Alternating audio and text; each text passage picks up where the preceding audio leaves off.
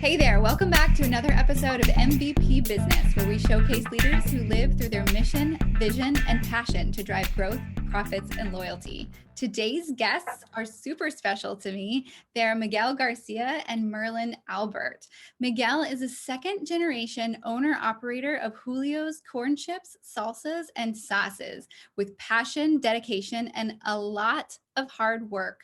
Miguel, Merland, and the whole Julio's family, like really the whole family, have taken this recipe from a convenience store in Del Rio, from convenience store nachos and garage chips to a national sensation. So we're going to hear that whole passionate story today. Thank you guys so much for joining me. You're welcome. Thank you. So we're going to start. Yeah, absolutely. I've been talking to Merland about this for a long time.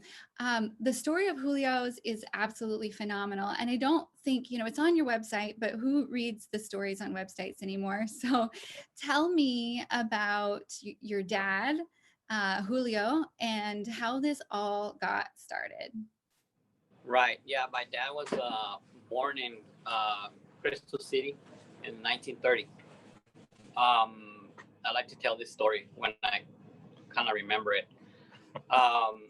He was born in Crystal City during the Depression days, right? Depression. Yep. And so my grandfather lost his ranch, everything. They moved back to Mexico. My dad grew up in Mexico. He was there trying to make, what he could do. He would grow, as a teenager, he started growing tomatoes and onions and to sell to the neighborhood so he can buy, meats, foods. As he was, he got a job delivering ice, and that's where he knows businesses.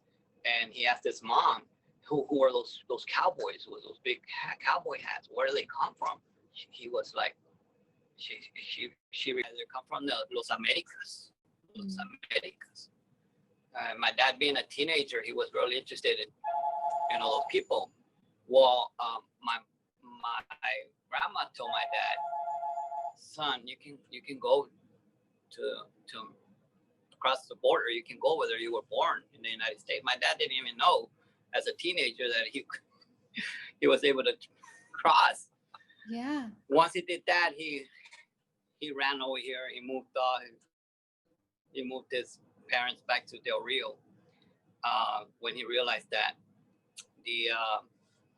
as he started working in Del Rio, he went to the migrant workers, the fields and stuff for a while.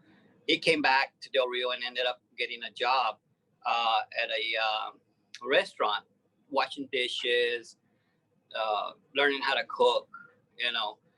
The owner of the restaurant taught him how to bake pies and stuff like that. He ended up getting a job at the Friday Night Steakhouse, and eventually graduated to Friday Night Steakhouse, where he had an inside barbecue pit. And Dad loved to sing and to dance. So one day he just was having a terrible day. The owner of the restaurant has this piano where he was playing the piano to the customers as they walk in. And we had this restaurant had an inside grill. I don't know if you can imagine that, but it's an inside grill.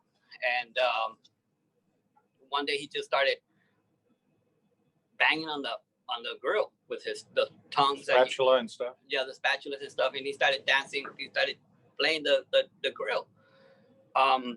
He started getting known. That's how my dad started getting popular in Del Rio. Well, of course, he put the seasoning on the steaks and the lobsters, everything that he cooked there. After a while, he left the restaurant. He went to another restaurant where it was they had Mexican food. Of course, they had steaks. And in that Mexican restaurant, my dad made these chips, and he would put the seasoning on the chips. He made a salsa for those chips. And when they ordered a Mexican plate, a meal, he would give them some chips and salsa for the appetizer. You know how they do that in all the restaurants. And that's how they started. People got introduced to the chips. When once that restaurant closed down, my dad stayed without no work. He ended up working at this convenience store in Del Rio, and he was working the graveyard shift. And there, that's where he noticed that they're selling these nachos. And that's when he asked the manager and said, "Hey, is there any way I can bring my chips and sell some here with a cheese and like nachos?" He goes, manager said, "Yeah, just bring them, Julio." So my dad started taking the chips in boxes like this. I don't know if you can see it.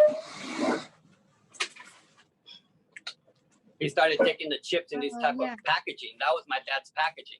That's how he packaged the chips. Like in a flat, yeah. And then he would sell the nachos in the store. He would sell the nachos in the store. They got pretty popular and people really liked them. And he started having a hard time keeping up with it because he was working graveyard. So at 7, when he would get off, he would go buy the tortillas and stuff that he needed. 7 a.m. 7 a.m. He went in at 12 midnight, got off at 7, went to the HEB, bought whatever he needed, went home, got the fryer started, cut up the tortillas, did as much as he could. Yeah.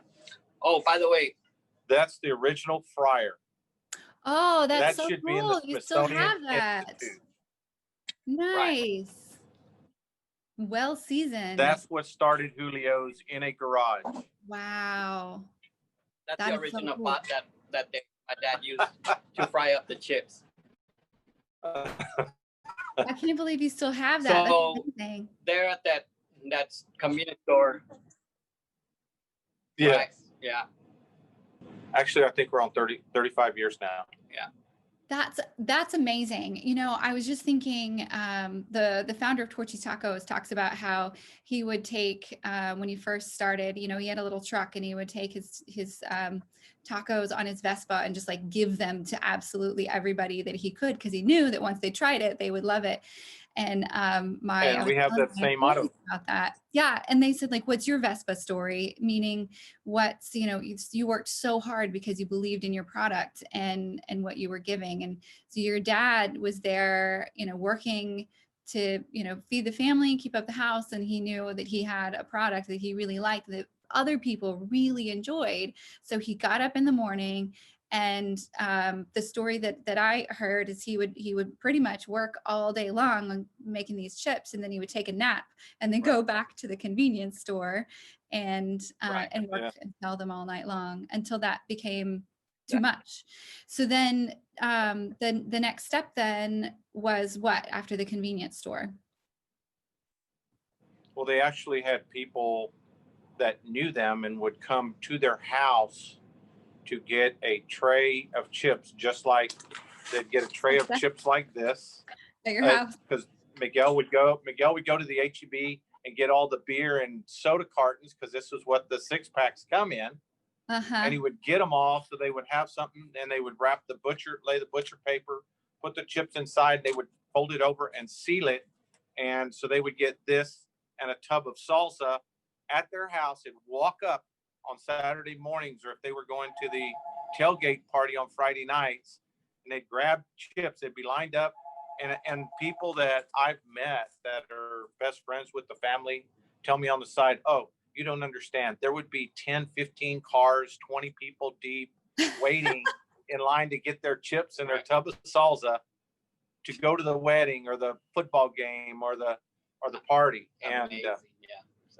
And so then the next step was they grew out of their garage and they built a restaurant and a production plant where we're sitting today.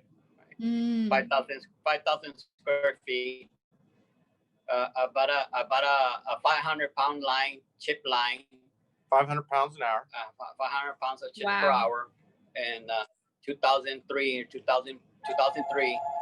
and we ran that day and night, 24 hours a day, 7 days a week for I don't know how many years we did that. For 17 years. 17 years. And just recently, we were able to build a new building, 33,000 square feet. and we bought a bigger line, a 1,500-pound line per hour. I can make 1,500 pounds of chips per hour. Actually, he's had it up to 1,700 pounds an hour. Yeah. And it's only a 1,500-pound machine. So it's pretty cool. So it's been what, a 35-year making chips, process. Then it all began with that. Has it been just a part of your life, the whole your whole, you've just always been in the chip making business? All my life. Yeah, it was always, my dad was always in the restaurant business. My mom was always in the restaurant business, and it was part of our life, Their DNA. Restaurants. Yeah, and then the chips, and I mean, even when I went to school, even after you would take a shower and put on your cologne or whatever, and you go to school and you sit around the other students, and they'll tell you, hey, what did you have for breakfast, man? You smell so good. You smell like corn. Well, because of the seasoning, it was all penetrated the whole house. You know, 'cause we were making the chips in our house. At first. We were making them in our kitchen. Yeah. So and then his mom kicked him out. Mom got tired because my dad he liked to sing and dance and do all, and it was kind of annoying a little bit. My mom said, "Yeah, sácalo de aquí. You know, take him out of here. Go fix up the garage, mijo. Go fix up the garage." And I said, "Okay, Mom." And so that's when I started fixing the garage for him, and fixed it up for him. And that's what we did our selling from. You know, didn't have to bother my mom anymore. So. And then they moved out here in 2000, 2003, opened this, and then we christened the new plant in February, March of this year. And 2 weeks after we opened up, there has to be some divine intervention in this conversation. 2 weeks after we opened up the new line, Corona hit. Yeah. And our business on chips basically doubled overnight. And it was, had we been in the old line, the old chip line, there was zero chance that we would have kept up with that. Right. Zero chance. Yeah.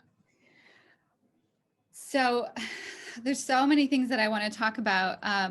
First, for those who aren't watching the video and are listening to the audio version and not seeing what's behind Miguel and Merland, it's the wall in the restaurant, and it says Julio's corn tortilla chips, and you can see the cactus and the bright yellow and the colors. Tell us why, Miguel, that yellow and the diamonds are so important to you. When I fixed up the garage for Dad, and I told Dad, we need to paint it. Dad, we need to paint it. Do you have money? Do we have money to buy paint? He goes, go ahead, go paint it. I said, okay, so I'm gonna paint it yellow. My dad was like, why yellow? Why yellow? Like, I want to attract people, you know. So when they try. But we're in a neighborhood. We're in a neighborhood. We weren't in a business location. We were between West 2nd and West 3rd, kind of hiding back there. So people would drive by, and I wanted them to look at the building, you know, at the yellow. So I kind of figured, I'll paint yellow. So I started painting it yellow. And then when I finished painting it, it still looked like it needed more color. So I said, well, I'll paint something green. What's green? Cactus. So I drew an actual cactus by hand. I didn't call somebody to come do it. You know, I drew my old cactuses there, you know. He didn't have Vine Collective at that time. I didn't know you guys. You know, I had to use my own vines. So I did it on my own, just freehand, and then I painted it. I didn't care. It was just, you know, I wasn't looking for perfection. You know, I just wanted to. So when I did the Julio's, I just knew, I know a little bit of calligraphy. So I kind of like drew the Julio, the J by hand. I bought one of those foaming brushes that are foam, got some black paint, and just did the painting by hand. And, you know, however it came out. I was doing it for color. You know, I got the yellow, I got the green. Then I said, I need red. I need some red. So that the roof on that building, it was metal. So I asked Dad, hey Dad, can I buy some red paint? He goes, go ahead. I go, it doesn't matter as long as you just paint the front, because really you're not going to see the back. I didn't want to spend all his money. So I went ahead and was able to paint the whole roof red. So now we started getting the red and the green and the yellow and the blacks and we just painted it that color for color. And we've kept that base of our identity ever since. It became an emblem, and the diamonds came on later. Because when we did our first bag, and you look at the bag and you go, man, something's kind of missing here. So we ended up putting these diamonds on top, the red and okay, green. So to clarify, his first bag was a clear poly bag, ripped off the top, had a Ziploc, and had a yellow label with black writing. So we put red and green diamonds on the yellow label. It wasn't like the bag you see now. We started with a clear plastic bag with a yellow label on. And sometimes the beauty of it was the vast majority of labels, some would lent this authenticity, like it was Miguel and Dad. When my dad first started, they were made at home. Yeah. My dad got the white piece of paper, and when he started selling the seasoning at the meat markets, when he started selling the seasoning at the meat markets here locally in Del Rio, he would actually get a white piece of paper and just write all the ingredients on the white piece of paper, cut it out, and then the container he used for the seasoning was actually a sandwich container. Back in the day, Tupperware used to sell these plastic heavy-duty containers for a sandwich, and would put the seasoning in there, and then he would get glue, just Elmer's glue, and put it on the back of the paper. Tape the label on it. And he would glue the label Every single one to the container. One by one. Back then he wasn't selling like a whole bunch of them, but that was his way of doing it. Until one of our city officials told him, "Hey Julio, I'm not telling you not to sell. I'm not telling you what that you can't sell. I'm just telling you, you need a different kind of container, because there's no safety seals, there's nothing, So that's when he asked me to look for the container. And the container we're still in today. For the seasoning that we're in today, yeah. There were a lot of people along the way that helped out, helping him find a container here or there, helping them live the dream. I didn't even know what that container, what it was called. I didn't even know it until I called another company that sold the seasoning, and I asked them, hey, I need some of these containers. And she said, okay, well, yeah, we can sell them to you. Well, what are these called? And well, they're just 8-ounce containers, 16-ounce containers, and so on, so on. So that's how I kind of was able to get containers for us. So I bought them from another seasoning company, so. And you had one line of chips with a couple of different sizes, and then the seasoning for years and years and years. Once you finally got into like more of a production, they had 5 items. They had a real big bag of chips, a smaller bag of chips, a mild fresh salsa, a hot fresh salsa, and the 8-ounce seasoning. Yeah. For years. And when did you meet this crazy man, Merland, sitting next to you? And why did you decide to? It all started in a bar. It all started in a bar on a napkin paper. It was actually one of a retailer, HEB, believed in the distribution that we were doing for them. And we at that time had reached preferred vendor status. Because we would pick up anything for them and distribute it, because they and Walmart, but they were the 2 big customers that Julio's had. And HEB wanted the chips outside of the 8 or 9 stores that Miguel was distributing to. And so HEB actually put the marriage together between the supplier, manufacturer, and the distributor, and said, hey, we'll all take a little bit less profit to have a better distribution system that can hit all of the HEBs instead of just this special little market that everybody else is enjoying in Southwest Texas. What year was that? That was 2003. No, it was before. Right before you. It was before. It was before I bought the line. We were already doing business when we were in 410. Yes. Our location was on 410, between West 2nd and West 3rd. It was 1997, 1998. Yeah. So the demand got so big that I could not distribute. I would have to buy vans and, hire employees and send them to San Antonio and send them to Austin, and I couldn't afford that. I couldn't do that. So that's when Merland and I were introduced through one of the stores, and he did all the distributing for me.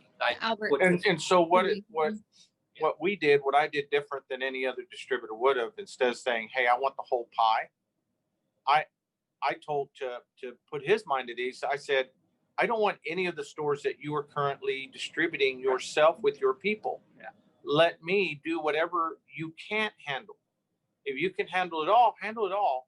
But if you can only get to the western side of San Antonio, let me take everything else because you're not selling there now. And he said, let's try. Mm-hmm. And that started the history. Yeah. We call ourselves brothers from different mothers because we were both raised in, me in the distribution business, him in the manufacturing business. And we were child prodigies of our fathers. Yeah. And most important people in our lives. Not our moms were too, but we basically lived it with each other's dads, his in manufacturing and mine in distribution. And so there's divine intervention in that relationship too, that brought it together. Right. It's a blessing. It was. It really was. That we got to meet each other because we're getting along so well and everything's working so great. And he's done a lot for the company. And so I distributed Miguel up until 2006, 2007, when I sold my distribution business and tried to retire for about 4.5 months and realized I have to do something or I'll explode. And as you well know, and so Miguel and I were talking, and hey, I don't trust those guys to push my product like you did. And so then I started contract working for him, and the rest is history. Yeah. So then you came into more of a sales contract partnership kind of role. Was it that same year or before? It was before then that you guys decided to start expanding the Salsa line into different flavors. Was that just Merland because you like those flavors? Wait, what?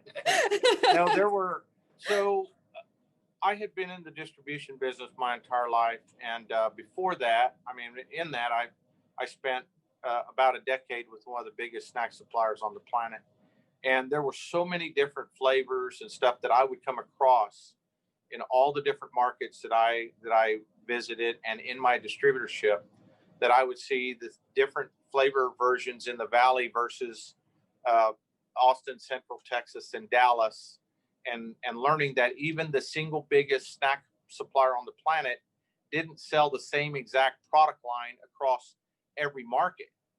And I found that in Corpus Christi, a tortilla chip sold the most. In San Antonio, a corn chip and tortilla chip sold the most. In Dallas, a potato chip sold the most. So learning all of those and stuff, and I saw all the different flavors and what sold, I had flavors on my mind, and Miguel he has more in his head about different recipes than we could ever taste test, much less execute.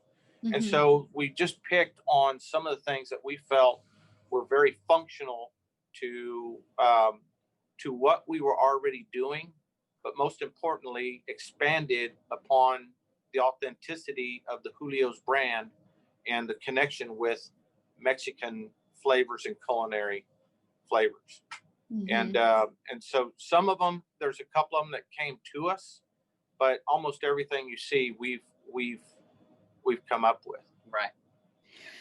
So Miguel, tell me, it sounds, when you just tell the story, it sounds so organic and natural, and like it was just this next step. And then then we did the manufacturing, and then we painted the garage, like all these steps. But you have this, fairly simple, but delicious, addicting product, addictive, I should say. It's so yummy. Was it scary for you, or has it been scary for you to grow and change and create all these new and different products that weren't necessarily what came out of your mom and dad's kitchen so many years ago?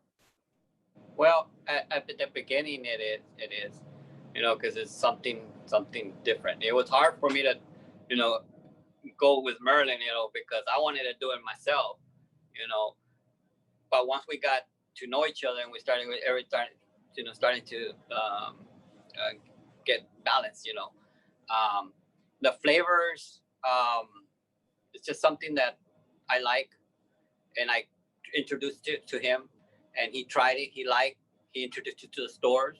The stores liked it, and it took off. Mm-hmm. Basically that's the way we've been doing it.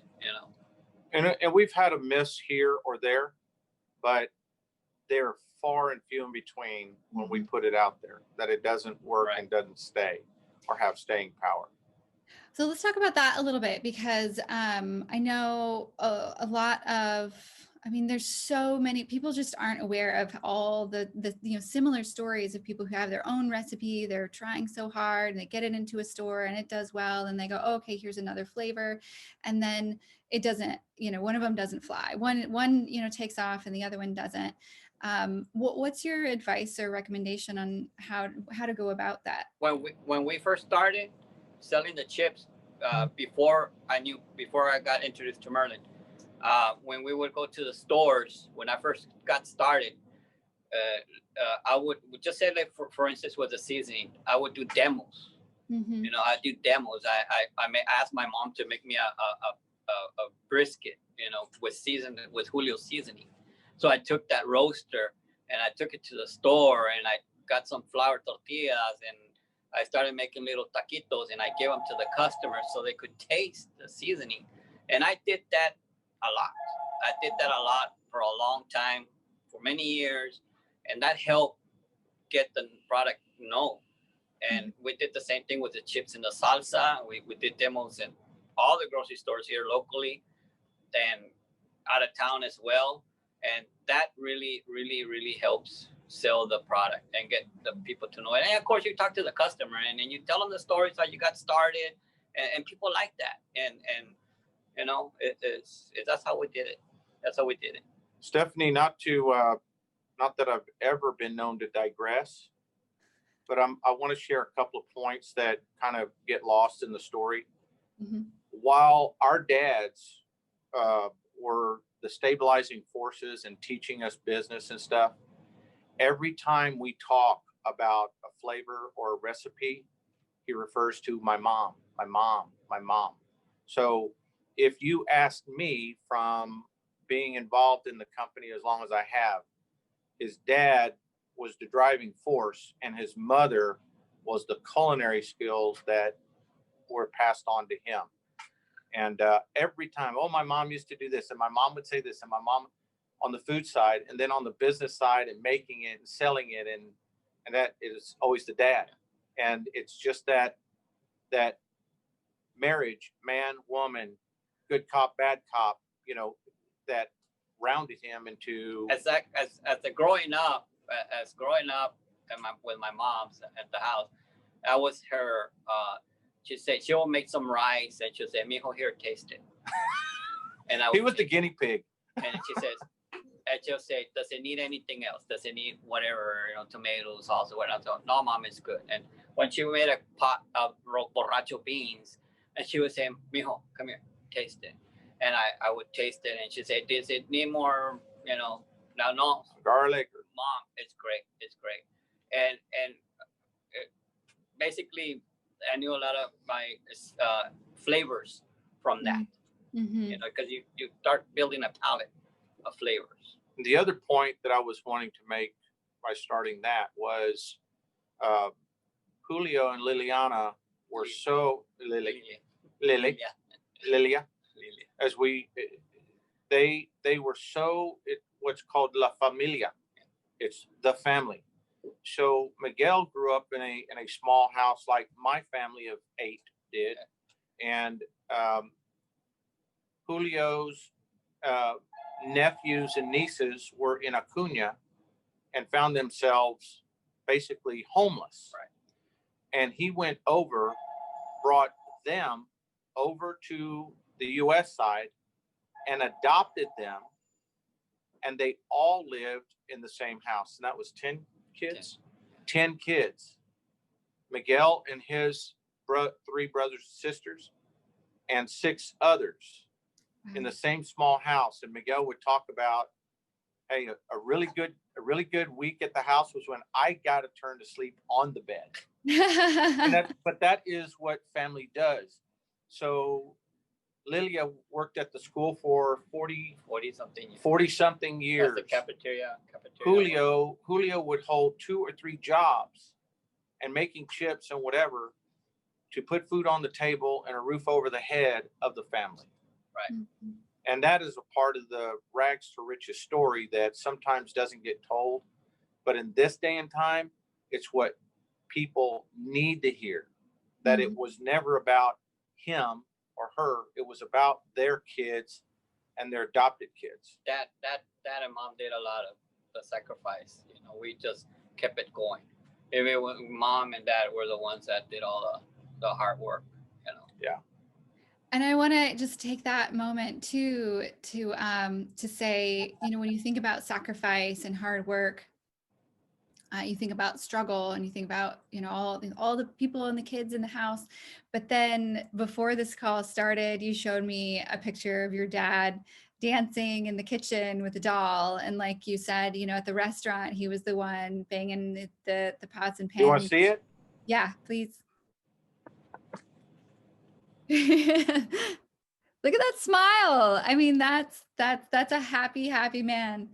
So I want to bring that up as well, to the point of, you know, as we're struggling through our life and our business, there's so much opportunity to find that joy and happiness if you just let that come through, as opposed to focusing on, oh my gosh, I have 3 jobs and I've got to support all these people and whatever it may be. It's, you know, the thing that you put your focus on. And if you're finding joy in that work, or if you realize the fulfillment of what you're able to do with it, and you know, you look at, you know, yes, I work 3 jobs, but look at what I'm doing with it. Look at all these people I'm feeding, and let's go ahead and have fun anyway.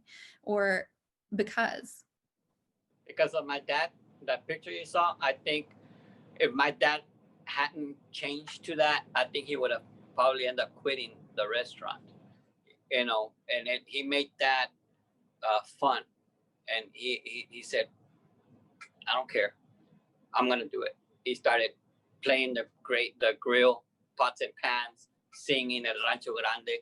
I mean, entertaining the people. People loved it. The restaurant was always full of customers. He just changed himself, you know, and he loved what he was doing, and people loved him, and it just totally changed everything. He was the Benihana of Del Rio. Yeah, there were back in the day. We had the Alamo, you know, the Alamo in the Brackenville. Yes. And there were a bunch of movie stars that would come and eat at that restaurant, and they loved it. And he got to meet a lot of famous actors. People. Yeah. Right. And I only got to get one picture from one of the actors, and I have it hanging here in the restaurant. I don't know if you want to get it or show it to them, but. And it's right there by the wrestler. You can just pull it out. That one over there, the one with the 2 down. That one. You can just pull it out. Yeah. A whole bunch of actors would come and eat there at the Friday Night Steakhouse. They loved it, you know, because he would dance and with a doll. And my mom was a little bit jealous because my mom worked there. Let me see. Let me wipe it down. Okay, here. A little smeary. I think it was the guy from Starsky and Hutch. I think not David Glass. Oh yeah. David Stoll. He's silly. How fun. And if you go down, and that was him. That's my dad working the grill already. As you can see, he has the tongues. People behind him, and he's singing. And that's my mom. Oh, what a wonderful picture. So my dad would do the steaks, and my mom would prepare the plates. Uh-huh. Yeah, so it was a teamwork between them. It was a teamwork. And they did that for I don't know how many years. A lot of years. I think I was 15, 16 when I started working there at that steakhouse. I was cleaning the tables, busboy. Yeah. Mm-hmm. But it was an experience. That's how when I started liking the restaurant business. That's when I adapted to that. And of course, mom and dad cooked all their lives, so we had a good palate, a good flavor. So it was gonna be obvious that we were gonna end up owning some type of restaurant. So you come so far. You're dad out of the kitchen, then the garage, then the small manufacturing plant, then you built this big manufacturing plant with a deal with Walmart nationally. And did you land the national Walmart deal before you built the new plant, or before you decided to build the new plant, or did you build the new plant in hopes that you would get a national deal? We were already working on the new plant. We were already making plans for the new plant, but we needed it. No questions asked. We were just trying to find that let's do it, and we were working the machine here 7 days a week, 24 hours a day. We were having a hard time keeping up with the demand, the orders. So we knew we needed a bigger machine, and by bigger machine, I would need another building because it's a huge machine. So we were able to do all that, and then we got the Walmart call. So we had started the actual building of the plant at the beginning of 2019. Miguel started laying the foundation, the dirt work, and then the concrete would come in about July of 2019. Walmart came on in September. The building was already up in September, October of 2019. Walmart came on September 15th, 2019. And we were able to, some of our manufacturing friends were able to duplicate our recipe to Miguel's, as close to Miguel's standards as you can get, because let's face it, even when we make them here, he doesn't always agree with them, okay? So, and that's the part we love about him. He does not waver on what he tastes to be good or what he tastes to be not Julio's. And so they helped us until we got the line up and running in February, early March. And there's still a couple of manufacturers that help us from time to time, but the vast majority of what is produced and shipped into the stores for Walmart comes out of here. Anything within 6 states of Texas is 100% produced in Del Rio, Texas. That is so cool. Yeah. So I know that it's been an exciting, roller coaster ride of a year and 2 years. First of all, just committing to knowing the big investment of the new manufacturing plant and hoping that you knew what you had in production and what you had in sales, and hoping that you could expand on that, and utilizing Merland's team and Todd, Merland's son, so still keeping it in the family. Todd's around here somewhere. I saw him crackling some chips or something, or heard him. And then, like you said, there's all this synchronicity and divine intervention of it all just kind of flows into that next step. But there's a lot of fear and pain as you move through that, especially like you said, COVID hit. Hey, There's Todd. a part of our sales team, Todd. What's happening, girl? How you been? I'm good. So Todd is Merland's son, and he's taken over, or well, pretty much taken over the distribution arm, right? Absolutely, and yeah. helping to keep the Julio's chip line going and growing. And so you have the new manufacturing plant, and you have additionally, we didn't talk about, you've tried new flavors. You tried salted, it didn't quite work. You went with a freaking hot line, and it's working really well. And we're looking at putting out some new flavors. Tell us about those new flavors. Zesty chili and lime was a flavor that I think Miguel's always liked. I've always loved, and but he's always into the hot. Give me a jalapeno something, jalapeno. So we came up with a jalapeno nacho cheese. Yum. that Miguel almost ate an entire sample bag of this morning, and or was it the zesty? There was the jalapeno. The jalapeno. Cheese, jalapeno. Nacho cheese. So we will be we'll be rolling those two new flavors January, February of 2021 into retailers. We'll also be rolling our convenience store line that stores have been asking us for probably 15 years or better. And so we'll have convenience store size line of Julio's in 4 different flavors. And so we're excited about it. So from an outside perspective, it sounds like everything's just clicking right in place. But as we know, it doesn't always work exactly like the outside perspective. So tell me about what was happening in the first half of the year. We're in December right now, 2020, and you're getting the manufacturing plant going. You're figuring out your distribution. You had some challenges, and I love the way that you handled it. And we talked about it, Todd. We all kind of sat down and talked about what are we going to do with, we're using these other manufacturing partners, and sometimes the quality of the chip is not up to par, and we want to make sure that our customers are happy. So you did a phenomenal thing that I think a lot of companies can learn from, which is not to ignore the problem, but to say, hey, that doesn't meet our standards. That doesn't meet what you can expect from us. Please be patient and help, walk through this trial time with us. Here's a whole thing of samples. And it's not that you want to, invite people to say, I have problems, but saying like, hey, going back to your roots, the familia, like we're here to provide you with that family experience and a good product. So the majority of our listeners are business owners and entrepreneurs that fall into those struggles from time to time as well. And so if you could talk to me about that thought process of, Merland, you even had direct conversations with people from time to time.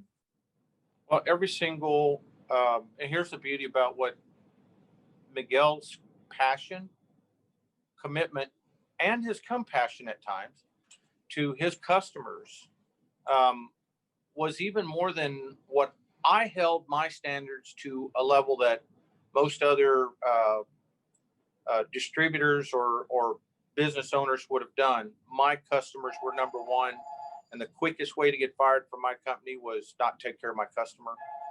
And when I started really working with Miguel, he took what I thought was a standard, and he was 2 levels above that. Here's what I mean. Every single complaint, it doesn't matter if it comes from New York, Washington, San Diego, Miami, he gets a copy of, and he reads. And then the text messages from hell start. What the heck is going on? And he takes that one person and makes sure that if they had bought a bag of chips, that they're going to get 3 or 4 and an assortment of the seasoning and a jar of salsa and everything to make that right. And I just looked at it and went, wow, I don't even do that. Mm-hmm. And so the commitment to quality, it's very easy for us to say, if it's not right, we'll make it right. because we go beyond what anybody I had ever seen in the market do. Usually if you have a complaint, they'll send you some coupons to go buy some more of the product. Or a t-shirt. Or a t-shirt. No, he sends you that bag and like 3 or 4 other things that are costing him $50 or $60. And I'm going, that's too expensive. And it's like, no, that's our customer. And that is to prove that is part of the this is the quality that we hold ourselves to. Please know that what you received is not up to our standards. That's so awesome. That works from start to finish. So you mentioned, what are some of the struggles that we've been through in the beginning, and particularly tying to this year, I think it'd be easier to tell you the struggles that we didn't have, be a lot shorter list, right? I mean, that goes hand in hand with anybody that has anything to do with the distribution network. And so, marrying up everything that we do from, like you said, our quality assurance side, that goes all the way from not only when the product's produced, but actually once it gets through our distribution network, gets onto the shelf, into our end consumers' hands, ensuring that, 1, it tastes right, 2, it looks right, and it's not just a bag of crumbs, and 3, that, the full presentation is all part of the actual taste of the product. And so, start to finish on that, we'd be here all day if I went through all the hiccups and problems that we face on a daily basis, but that's why it's called business. Right. I'd say, managing our co-packing partners and making sure that they produce the product that we need is definitely a struggle. The hardest struggle for us has been, without a doubt, on the distribution side. Ensuring that our product makes it to the market correctly, that's one battle. Another battle is ensuring that your product makes it to the market, period. That it gets onto the shelf, that the customer can see it so that they can then buy it, and that you're not just selling from a shelf tag and you've got nothing behind it. And so that is probably the most important piece, in understanding your product and understanding how that product needs to get to that shelf. If it is a fast moving item, and finding the appropriate channel that gets that slot filled, on top of everything behind it that Miguel and his team put into the actual product and creating it. I think that's where our biggest obstacles have been. And, being ready for an opportunity when it knocks is as important as being able, just being ready in business, period. This year with COVID and all the spikes that we've had, we've never been in this spot before where we could say, yes, we're ready to go, when our customer came to us and said, hey, we've got these tremendous lifts. There's a lot of supply chain issues. You guys are an excellent product. We think you're a great fit. And, can you produce it? Do you have the capacity? Can you make us 30 trailers of extra product? And for the first time in the history of Julio's, we said, yeah. And they went, what? Are you kidding? We've never, ever been in this position where we could buy whatever we wanted on Julio's. And we said, well, we're in that position now. And it was about a month and a half after we'd gotten that line going. After we got the new line going, where we had the capacity that we could produce it. Yep. Yeah. To kind of close on that, the biggest struggles that we've had this year haven't really been so much on the Q&A side, the quality assurance side, but more of the transit portion, stocking, not so much on our supply, which for the most part, that's where most packaged products are having an issue, is being able to produce enough. I would definitely say those are our biggest struggles, and being able to identify how we can find solutions to them, because there's no one thing fits all type of deal. Each problem has its own unique solution, and finding one that fits the criteria to get that problem solved. I think that's been our biggest hurdle this year. And you guys are, I don't want to say lucky, but that you have this partnership where you own the distribution, and you have such a deep knowledge of distribution, even when you're working with partners, so that you can help troubleshoot that. But one thing that I've seen from you as well, and from your other partners like Texas Tea and, you know, and their different line, is that your knowledge that you have to constantly do shelf checks wherever you are, in whatever state, whatever town, you have to go in and look and make sure that the product is there.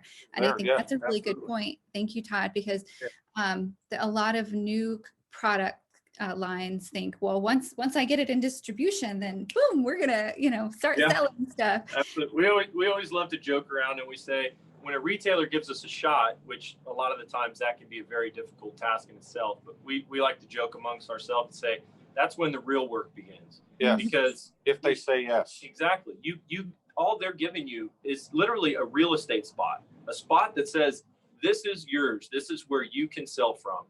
This is how much space that you're going to get. Now it's up to you to keep it full. What are you going to do to keep it full? How are you going to ensure your product's success? We're giving you an opportunity. Now, you know, obviously there's give and take. They make money off of how much we sell, and we make money off of how much we sell as well. But we've got to maximize that spot for them as well for us. And so, you know, there's a very, very big balance there. And what do you do to get that product to pull and move through that spot and turn it as many times as you can? And, you know, just assuring that your product is in its location can be a feat by itself, much less, you know, the displays and stuff like that you do in brand building to get your products to that next level. So, So that's take care of business. Absolutely. So once you get it into that spot, this year has been, like you said, it's been a blessing and a curse, and all sorts of different challenges along the way. One of the challenges is that for any new product, but especially a food product, people are not going into stores to see the new products. So you have all this curbside and, you know, pickup and delivery, as well as just the concept of, fear and all this other kind of stuff. And you have gone to markets that aren't necessarily asking for your product yet. They don't know anything about it. Or maybe there's one or two people in the town that moved from Texas through that location. So what has been what have you attributed, other than being able to fulfill in distribution, what have you attributed success in those open and new markets to? What would you suggest to others to try? Sure. So go ahead. I'd say there's a couple of things that we've done on our end to kind of help with that piece. Obviously, you know, Corona's lasting longer than I think anybody really would have anticipated, and you know, hopefully there's an end in sight. I mean, that's what we're all hopeful on, and I think many of the people are as well. On our end, what we've done is we've had an online presence. It hasn't been as extensive as we'd like it to be, and we've had to shift some of our efforts towards that. And I'd say as a whole, we're bigger online than we've probably ever been, as I would assume most brands are at this point. We've also doubled our efforts with our retail partners in the sense of their online storefronts, like you mentioned, curbside and pickup and stuff like that. That's all great as well.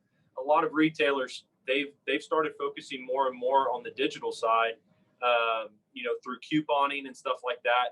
And we try to get our products in those spots to pair it up. So when a customer's shopping online, they're simultaneous. You can see them together, and they can be used together. You don't need to be in store to see the coupon in order to get it, kind of thing. And you, as you market products, you have to adapt to either surroundings, environmental changes, whatever those changes may be, competitive, whatever. We go into a new market with COVID. One of our deals was like you were talking about, the person with the little street tacos and handing them out, and because he knew.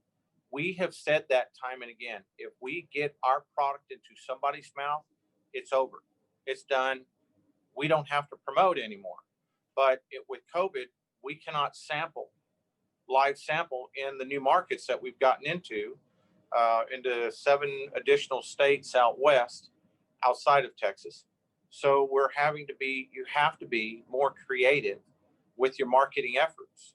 And so if we can't do that, then we look at IRC, instant redeemable coupons, putting that in to stimulate that, because we really don't want to go out there and we're just not known for doing deep discounted Julio's chip, because that's not who we are. We never have been. We have a quality, great tasting product that is an extremely great value, that Miguel has built for 30 something years.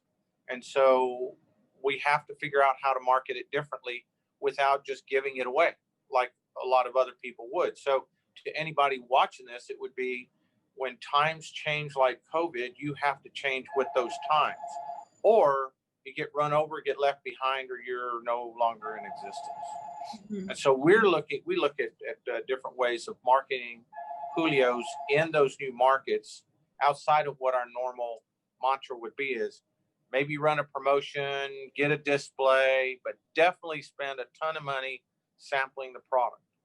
And the sampling is the single most expensive way of marketing a product, but it's his single favorite way. It's never been a question of, well, how much is it? He immediately goes to get some samples out there, get the demos out there. And he's right. He's right 100%, because all they have to do is taste it and it's over. So you might spend a lot of money in that store that day, but the residuals from that last years and decades later. Mm-hmm. You know, I would say the same. You guys have done some like really big, impactful displays. You haven't done a lot of displays over time, but when you have, it's been more big, impactful displays. Has that paid off for you?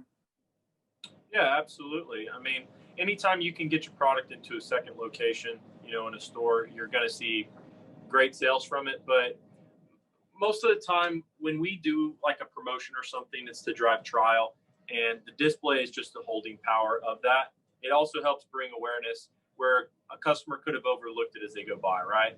And so, yeah, displays are a huge part of us as a company growing, bringing awareness to the brand, helping us get into more shopping carts and get pulled through the registers. It's a key part for any brand that's really trying to grow their business. So. Mm-hmm. And Stephanie, you have to have leadership or ownership that can identify, have the common sense and logic about their business and how it's. And the thing that I applaud Miguel for is, while they started with the most humble of beginnings, he's always been able to identify where we need to go, what we need to do next, and he follows along. He listens to everything. If it doesn't make sense, he pushes back big time.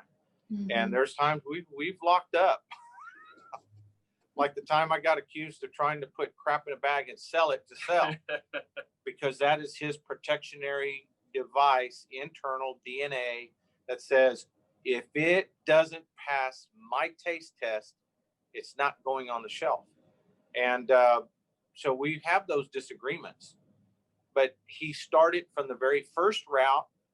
He started with sampling product to get people to just try it for the first time, all the way to having all of his own routes, then transitioning away from his own routes into a different distribution system as times changed.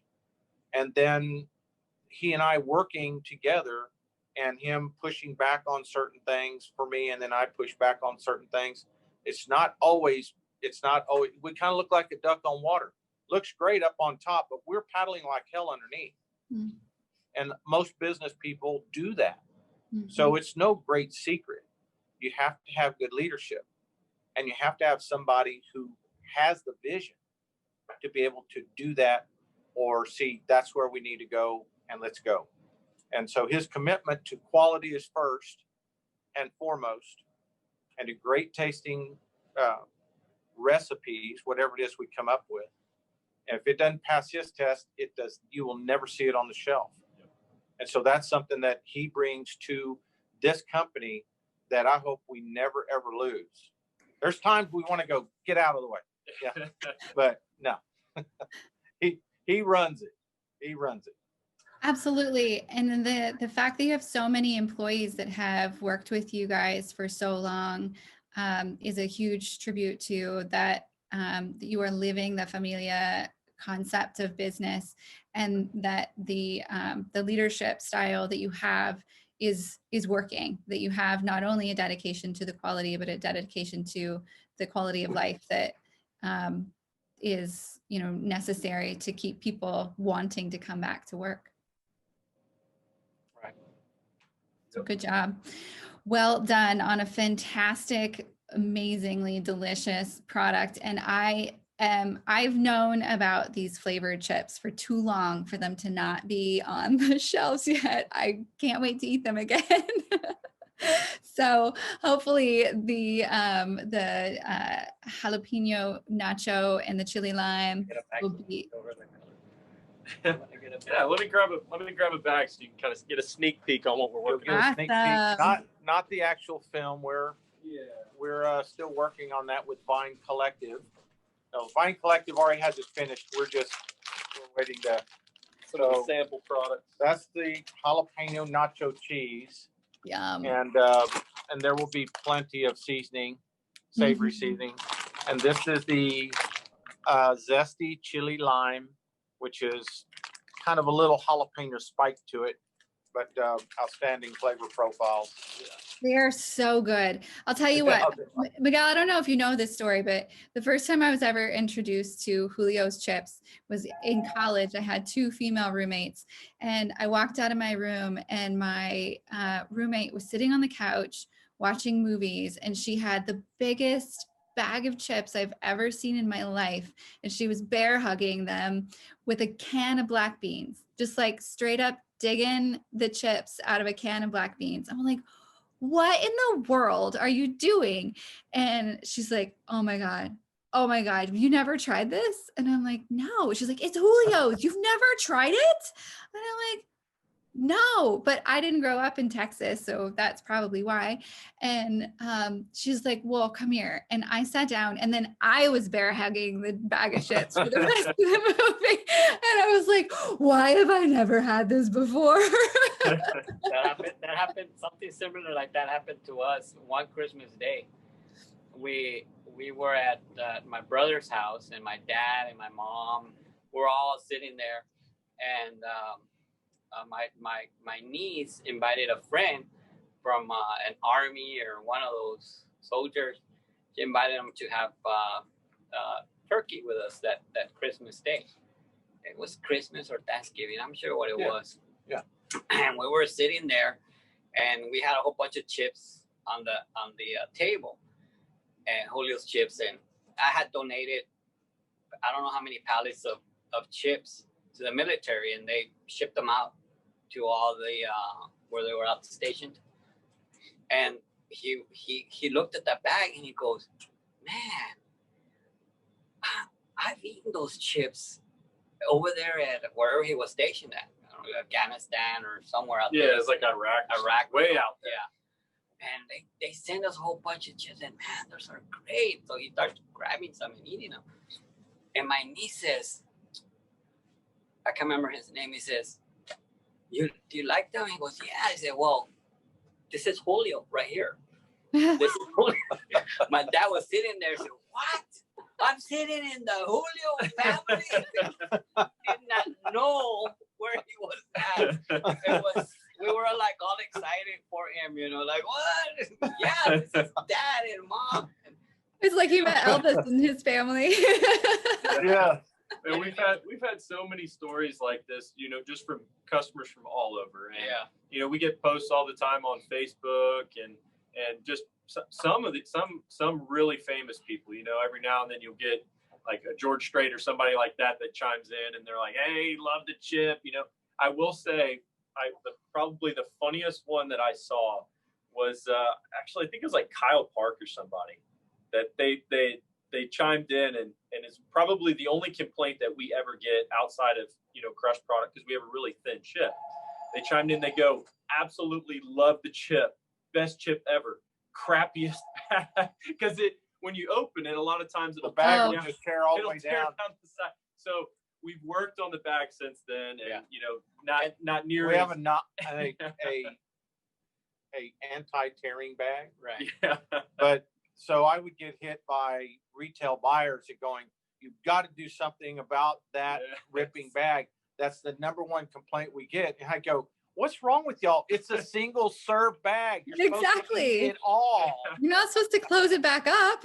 And they would go, "Oh, that's a good selling point." Helps move it through, right? What do you Helps do when you the sell bag more product.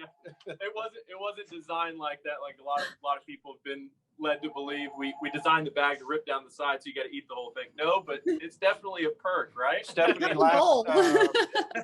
last year we had a gentleman that got our information, contact information, which is readily available, but he actually got the office number, and he talks to our office manager, Sandra, and he is just F-bombing every other word about, the bag and tearing and whatever have you. So Sandra gave me the number, and Mike from Grand Junction, I hope you're watching this. And so I called Mike back, and I got his voicemail, and I said, "Hey, I'm just calling you to reply to our effing bag and how it effing tears." And the guy called me back within like a minute and said, "I cannot believe I got somebody to call me back. I've been trying to get hold of Erdez Salsa for 6 months and they won't." And I said, "Well, dude, if you F-bomb people like that, probably not gonna." And but the whole point was I sent Mike a care package that Miguel would be proud of. And we couldn't get him off of Facebook for about 6 months. Julio's is the greatest and best and best and greatest. Yeah. And we appreciate the customers that do call. Absolutely. And tell us what's because that's the only way we're gonna know. Good, bad, or indifferent. We want all feedback. Yeah. Todd and Monty and Tony and everybody that's working with us, they'll go out and they'll check the stores as often as they can, and they'll come back and give us a report on everything that's going on and how it's selling and everything. But the customers, we need you guys to let us know what's going on. We appreciate that. That's awesome. We have quality control standards now that the companies have never seen before. With we're working to the highest level of USDA FDA qualifications called SQF, and we're working toward that and should have that complete by December of next year. But a lot of that, we're already a long way down the line. And so the things that used to take us weeks to catch up to an issue, we literally can identify an issue within minutes, look at the samples that we have retained, tell what happened, and say, not a health threat, quality issue, fixed, done. And so we're moving it, as we joke, we're moving into the new millennium that started 20 years ago. Yeah. Well, from kitchen to garage to totally pro, you guys have got it going finally. Getting there. Yeah, we're getting there. Yeah. Well, I'm so excited to see what's coming up. I'm blessed with getting to hear the ideation of things like guacamole or popcorn or all this stuff, and then my mouth waters, and then I've got to wait around till it it comes. But guacamole's coming a lot faster than you think. Yay! Yeah.